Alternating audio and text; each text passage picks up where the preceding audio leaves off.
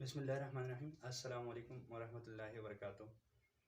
میں اپنے سارے ویورز کو اپنے یوٹیوب چینل ہیلتھی تھاٹ میں ویلکم کرتا ہوں، اور اللہ سے امید کرتا ہوں کہ آپ سب لوگ خیریت سے ہوں گے۔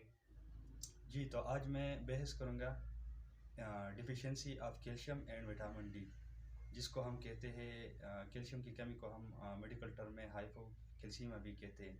تو آج میں ان دو اہم منرلس کے بارے میں آپ لوگوں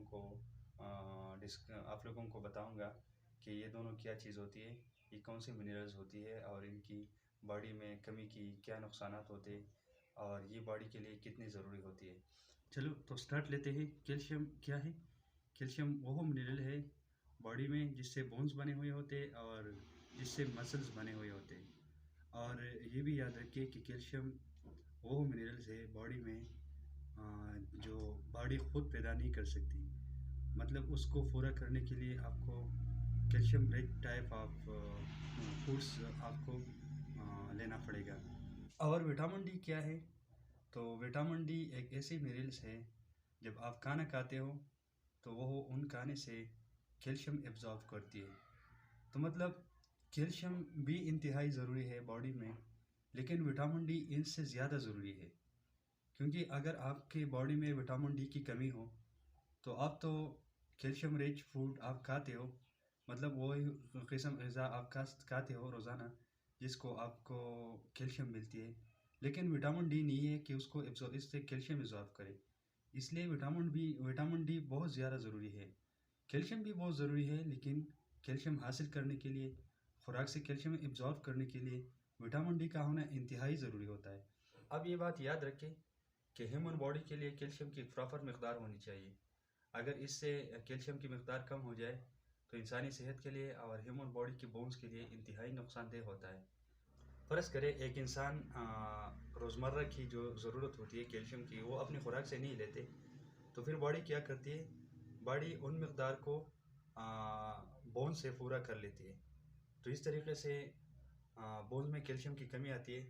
جب بونز میں کیلشیم کی کمی آتی ہے تو اس سے ہڈیاں کمزور ہو جاتی ہے، اور وہ پھر آسانی سے اس کی فریکچر آ سکتی ہے۔ تو اس لیے ہمیں چاہیے کہ روزانہ ہمارے جسم کو جتنی کیلشیم درکار ہوتی ہے ان مقدار کو ہم کسی نہ کسی طریقے سے بھی پوری کریں۔ تو کیلشیم کن چیزوں میں شامل ہوتی ہے؟ تو یہ یاد رکھیں کہ ہماری خوراکوں میں ان چیزوں کو شامل کرنی چاہیے جس میں کیلشیم کی اویلیبلٹی زیادہ ہو، اور وہ کیا ہے؟ وہ ہے جو ملک کی پروڈکٹس ہے، مطلب ملک ہے، یوگرٹ ہے، اس کے علاوہ چیز ہے، پنیر ہے۔ تو ان ساری چیزوں میں جو ہے کیلشیم زیادہ اویلیبل ہوتی ہے۔ اور جو وٹامن ڈی کا میں نے ذکر کیا تھا، جو کیلشیم ایبزارب کرنے کے لیے جو خوراک میں کیلشیم کو ایبزارب کرتی ہے اس کو ہم کہتے ہیں وٹامن ڈی، میں نے پہلے ذکر کیا تھا۔ تو وٹامن ڈی کی کمی کو پورا کرنے کے لیے ہمیں کن خوراکوں پہ فوکس کرنی چاہیے؟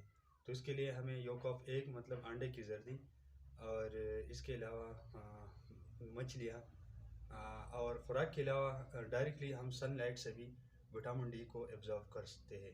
انشاءاللہ اگلے ویڈیو میں جس مریضوں میں کیلشیم اور وٹامن ڈی کی کمی ہو ان کے میں علامات اور ان کے لیے علاج، یہ سب کچھ میں ذکر کروں گا۔ تب تک لیے مجھے اجازت دیجیے۔ اللہ حافظ۔